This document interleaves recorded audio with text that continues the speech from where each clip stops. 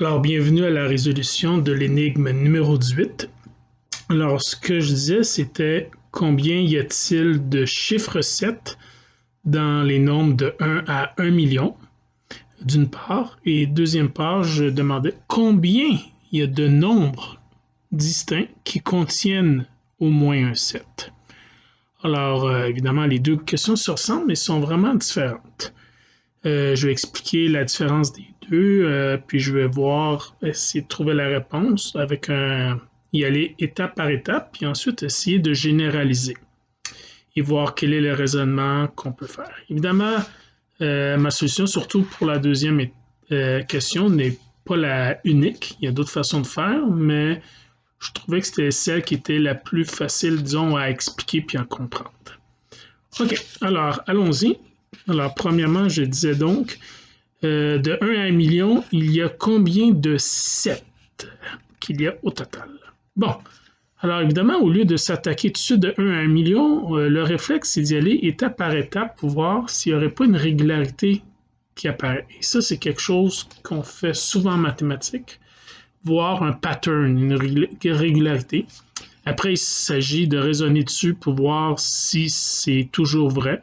On peut faire des preuves par induction. Je vous expliquerai l'induction dans une autre énigme. Et puis après, généraliser et on peut donc répondre pour 1 million, 10 millions, 1 milliard et n'importe quoi. Rendu là, c'est pas vraiment plus compliqué, juste un peu plus long, mais rendu là, on a une formule. Alors, ce que j'ai fait, je me suis dit, bon, de 1 à 10, il y a combien de chiffres 7? Il y en a un seul, c'est le 7. Puis là, j'ai écrit ici, de 1 à 10, dans le fond, 10, c'est comme 10 à la 1. Vous allez comprendre pourquoi je fais ça. Puis il y en a un seul. 1, c'est comme 10 exposant 0. N'importe quelle base exposant 0 vaut 1. Vous allez voir pourquoi j'écris sous la forme notation exponentielle. Je continue. Si ça avait été de 1 à 100, combien de 7 il y aurait eu? Je me serais attardé aux unités. Combien il y aurait eu de 7 dans les unités? Il y en aurait eu 10, de 1 à 100. Tous ceux qui finissent par 7, 7, 17, 27, ainsi de suite, il y en aurait eu 10. Donc ici 10. Et dans les dizaines, il y en aurait également 10. Donc 70, 71, 72, ainsi de suite. Donc, ce qui fait un total de 20. Alors ici, ce qu'on remarque, de 1 à 100, 100 étant 10 à la 2. Ici, 10, c'est 10 exposant 1. 10, c'est 10 exposant 1 également. Qu'est-ce que je remarque? J'ai deux paquets. Puis ici, c'était 10 exposant 2. Ici, 10 exposant 1, j'ai un paquet. OK, on commence à remarquer quelque chose. Continuons à voir. Si ça avait été de 1 à 1000, alors 1000, c'est comme 10 exposant 3. Alors, combien il y aurait eu de 7? Dans les unités, il y en aurait eu 100. Puis dans le fond, la logique, c'est qu'il y en a toujours un dixième du nombre de départ. Oui, parce que dans les unités, il y a 10 chiffres possibles, donc de 0 à 9. Donc, il y a une chance sur 10 que le dernier chiffre soit un 7. Il y en a donc un dixième de 1000, il y en a 100. Même chose pour les dizaines, même chose pour les centaines. OK, alors, ce qu'on remarque, 100 plus 100 plus 100. Il y a 3 paquets. Ici, on avait 10 exposant 3. Puis les paquets ici, c'est 10 exposant 2. Puis au départ, c'est un 3, puis le 2, c'est 1 de moins que le 3. Intéressant. Ici, c'est 10 exposant 1, puis ici, c'était 10 exposant 2. On avait le chiffre 2, deux paquets. Oh, on voit deux patterns qui semblent se dessiner devant nous. Allons-y avec un dernier pour s'en convaincre. Supposons de 1 à 10 000. Alors, 10 000, c'est 10 à la 4. Alors, il y en a un dixième de tout ça, donc 1000 qui est dans les unités. 1000, c'est 10 à la 3.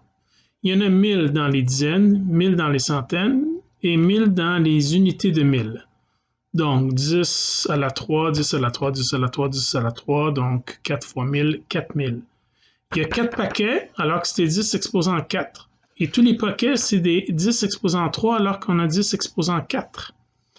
OK, ce qu'on remarque, c'est que le nombre de paquets correspond au chiffre de l'exposant de la notation exponentielle en base 10 ici, et que la valeur ici, en notation exponentielle de base 10, l'exposant vaut toujours 1 de moins que celui du nombre de départ.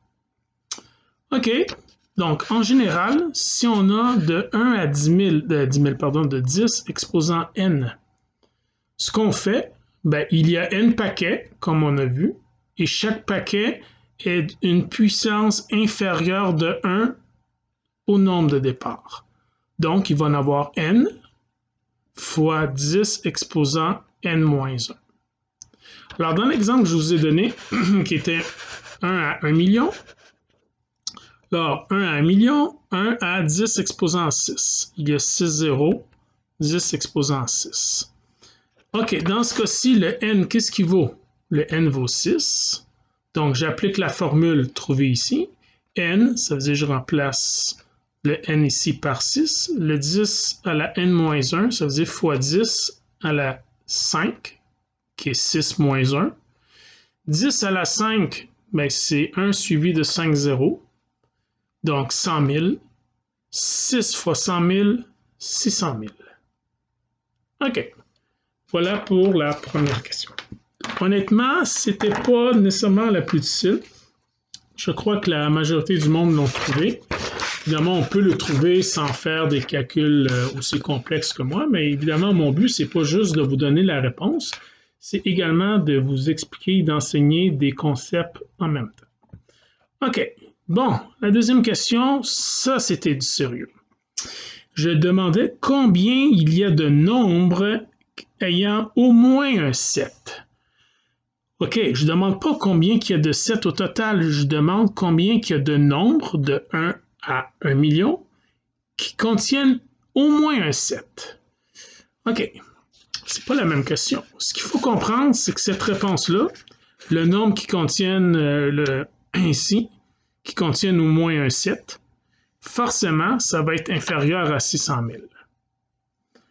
Donc, pourquoi? Parce que 600 000, c'est le nombre de 7 au total, mais là-dedans, il y a des nombres qui en avaient 2, 3, 4, 5, 6. Mais ces nombres-là, qu'ils en aient 3, 4, 5 ou 6, ne comptent comme juste un seulement. C'est un seul nombre qui contient au moins un 7. Comprenez-vous l'astuce? Donc, dans 77, c'est un nombre. Il y a 2 7, mais c'est juste un nombre qui contient au moins un 7. OK. Allons-y. On va commencer par les petits exemples pour voir si on trouve une régularité. De 1 à 10, ben, il y en a un seul nombre, hein, c'est le 7. C'est tout, le 7. OK, 1 à 100. OK. Bon, j'ai écrit la réponse ici, il y en a 19. Alors que le nombre de 7, on se rappelle, hein, c'était 20. Déjà là, on voit que 19 est inférieur à 20. Puis, comment qu'on peut raisonner? OK. Ici, c'est tellement facile qu'on pourrait dire, ben, on a juste à calculer combien il y a de 7 au total. C'était 20, on l'a vu dans le numéro précédent. Puis, enlever le nombre qui a 2 7. C'était le 67. C'est un seul nombre. Donc, 20 moins 1, 19. Ça va, c'est une façon très rapide, efficace, la plus optimale en fait. C'est juste que c'est tellement facile ici, 1 à 100, que c'est la méthode la plus simple. Mais comprenez-moi, lorsqu'on va arriver à 1000, 10 000, 1 million, si on fait cette technique-là, croyez-moi, on va se mêler. Parce que là, on va calculer tous les nombres qui en ont 2, puis là, il faut compter ça pour 1. Tous ceux qui en ont 3, on le compte pour 1, puis on le soustrait, puis là, il faut calculer combien on a 2, on a 3, mais le 3, on l'a déjà compté dans le 4. Ah, je ne sais pas si vous me voyez venir, là, si on fait cette technique-là, c'est beaucoup plus difficile. On risque de se perdre dans les rajouts, ce qu'il faut enlever, on l'a déjà compté, puis ainsi de suite. Alors, vous pouvez le faire, si pour vous c'est plus facile, tant mieux, mais pour moi, j'ai trouvé une autre technique. Alors, ce que je me suis dit, les nombres de 1 à 100, dans le fond, j'exclus le nombre 100, parce que dans 100, il n'y a pas de 7. Donc, dans le fond, quand on dit de 1 à 100, je vais considérer que c'est de 1 à 99. Et les chiffres de 1 à 99 peuvent s'écrire comme étant un chiffre X puis Y et Y pouvant être des chiffres qui vont de 0 à 9. OK? Donc, moi, ce que je veux savoir, c'est il y a combien de nombres qui ont au moins un 7, c'est-à-dire combien ont des 7 seuls. Il y a combien de nombres qui ont un seul 7 dans les nombres de 1 à 99. Alors, mon nombre, je peux l'écrire comme étant x puis y. En passant, ils sont collés, mais juste pour dire que c'est les chiffres des unités, des dizaines, ce n'est pas un produit ici. Okay? Il n'y a pas de petits points. Donc, moi, je veux un nombre qui a un 7 et un autre chiffre. Là, ici, j'ai écrit 7 puis y. Ça aurait pu être x, là, c'est pas important. Mais j'aurais pu avoir y puis 7. Dans le fond, le 7 peut être au début ou à la fin. Il y a donc deux possibilités. Mais ce qu'il faut comprendre, c'est que pour les deux possibilités, il y a pour le y 9 possibilités de chiffres. Donc le 1, le 0, 1, 2, 3, 4, 5, 6, le 8 et le 9. Ça ne peut pas être un 7. Donc ici, 2 possibilités fois 9, ça donne 18. OK, là, je veux savoir combien ont exactement 2 7 là-dedans. Encore une fois, je reviens avec mon écriture XY. Dans le fond, ça devient 7 7. J'ai pas le choix. Il y a une seule façon d'avoir 7 7, c'est d'avoir un 7 là, un 7 là. Donc, une possibilité. Puis fois, ben, dans le fond, il n'y a pas d'autre possibilité. Donc, on reste fois 1, là. Ça ne change pas le résultat. 1 fois 1, 1. Le 1 plus le 18, ça donne 19. C'est ce que j'avais. Là, vous allez dire, hein, David, c'est beaucoup plus compliqué que l'autre technique qui était de soustraire 20 moins 1, 19. Oui, pour ce cas-ci, oui, mais faites-moi confiance, si vous maintenez cette façon de faire, ça risque d'être très compliqué. Par la suite, vous risquez de vous mêler dans vos calculs. D'ailleurs, j'ai eu dans vos réponses certaines personnes qui se sont mêlées, puis ont dit « Ah non, je recommence », puis ils venaient avec d'autres nombres, puis finalement, ils finissaient par l'avoir au bout de plusieurs minutes et tentatives. Moi, je vais vous donner une technique qui permet de le trouver tout de suite sans se tromper. Alors, on va continuer, voir qu'est-ce qui se passe. C'est pour ça que j'avais demandé de 1 à 1000. Donc, de 1 à 1000, dans le fond, c'est comme de 1 à 999. Alors, de 1 à 999, c'est comme si j'avais un nombre x, y, z. Ces trois chiffres ici peuvent avoir une valeur de 0 à 9. OK, alors, moi, je veux savoir combien ont un seul 7. Alors, on recommence avec ma logique. Ça veut dire, dans le fond, je veux avoir un 7, un chiffre quelconque, autre, et un autre chiffre. Mais ici, le 7, je l'ai mis au début, mais il aurait pu être au milieu, il aurait pu être à la fin. Donc, il y a 3 possibilités. Maintenant, si je mets un 7 ici, ça peut être n'importe quoi. Donc, ça peut être 9 possibilités. Fois, ici, ça peut être également 9 possibilités. Donc, ça fait 3 fois 9 fois 9, 243. OK. Je continue sur les 243. Ça, c'est ceux qui ont juste un seul 7. Maintenant, je vais voir combien ont exactement 2 7. Alors, toujours mon x, y, z, je vais l'écrire comme étant 7, 7, puis un autre chiffre, x. Okay, x, y ou z, peu importe. Donc, ici, le 7, 7, j'ai mis le premier et deuxième position. Ça aurait pu être première, troisième ou deuxième, troisième. Voyez-vous, il y a 3 possibilités. Donc, 3 possibilités ici. Et ensuite, le chiffre ici, il y a 9 possibilités. 3 fois 9, 27. Finalement, combien ont 3 7? Ben, il y a la possibilité 7, 7, 7. Donc, il y a une seule possibilité d'écrire ça. Fois 1, 1 fois 1, 1. Alors, si j'additionne ce que j'avais, 243 qu'on a trouvé dans l'autre feuille, plus 27, plus 1, ça donne 271. Il y a donc 271 nombres qui ont au moins un 7, ce qui est inférieur aux 300 qu'on avait trouvé, qui était le nombre de 7. Voyez-vous, c'est inférieur et l'écart augmente. Hein? L'écart entre 271 et 300 est beaucoup plus grand qu'entre le 19 et 20 du numéro précédent, de l'exemple précédent. OK. On va se donner un dernier exemple pour bien comprendre le pattern. Certains l'ont déjà vu, mais on va continuer. Si on avait demandé de 1 à 10 000, c'est comme si j'avais un nombre de 1 à 9 999, parce que 10 000, il n'y a pas de 7. Donc, un nombre écrit ABCD ici. ABCD. Donc, un seul 7, c'est comme si j'avais 7 puis 3 autres chiffres. Mais le 7, je l'ai mis là, il aurait pu être au deuxième, troisième, quatrième place. Donc, 4 possibilités. Fois 9 possibilités, 9, 9. 4 fois 9 à la 3. OK, il y a 4 chiffres. Ici, je mets 9 exposant 3. Intéressant. 2, 7. Ben, c'est comme si j'avais 7, 7, puis 2 autres chiffres. OK, ici, au niveau des possibilités, ça se corse un peu. Parce que là, j'ai mis premier, deuxième. Moi, j'aurais pu mettre premier, troisième, premier, quatrième, deuxième, troisième, deuxième, quatrième ou troisième, quatrième. En fait, ici, il y a 6 possibilités. Là, vous allez me dire, ouais, ça se complique un peu pour les possibilités. Faites-moi confiance, je peux vous l'expliquer dans la dernière feuille, comment y arriver plus facilement. Et puis donc, ça fait 6 possibilités fois 9 fois 9, donc 6 fois 81, 486. Combien en ont 3? Alors, c'est comme si j'avais 7, 7, 7, puis un chiffre différent de 7. Ici, c'est, bon, j'ai mis en première, deuxième, troisième possibilité, mais en réalité, il y a 4 possibilités parce que mon inconnu, le B, il aurait pu être là, ici, ici ou ici. Il y a 4 possibilités fois le 9, parce qu'il y a un seul 9 ici, 4 fois 9, 36. Et finalement, combien on a 4, 7? Ben, il y a une possibilité, 1 fois 1, 1.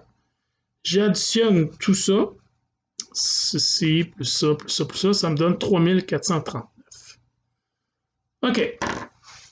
Je pense qu'on a compris le pattern et on va répondre à la question maintenant, qui était de 1 à 1 million. OK, alors, combien il y a de nombres ayant au moins 7 de 1 à 1 million? Alors, voyez-vous, j'ai écrit les chiffres A, B, C, D, E, F, parce que de 1 à 1 million, c'est comme de 1 à 999 999. Parce que le 1 million, il n'y a pas de 7. Et là, je veux savoir combien là-dedans ont un seul 7. Un seul 7. Alors, j'ai mis un 7 suivi de A, B, C, D, E. Il y a donc 6 possibilités. Alors, pour les possibilités ici, je vais aller plus vite. Et faites-moi confiance, tout de suite après, je vais vous expliquer d'où ils viennent. Okay? Puis vous allez voir qu'on peut les calculer facilement. Alors, il y en a 6. Le 9, il est là 5 fois. Voyez-vous, hein, il est toujours un de moins que le nombre de chiffres de départ. Il y avait 6 chiffres, donc c'est 9 à la 5.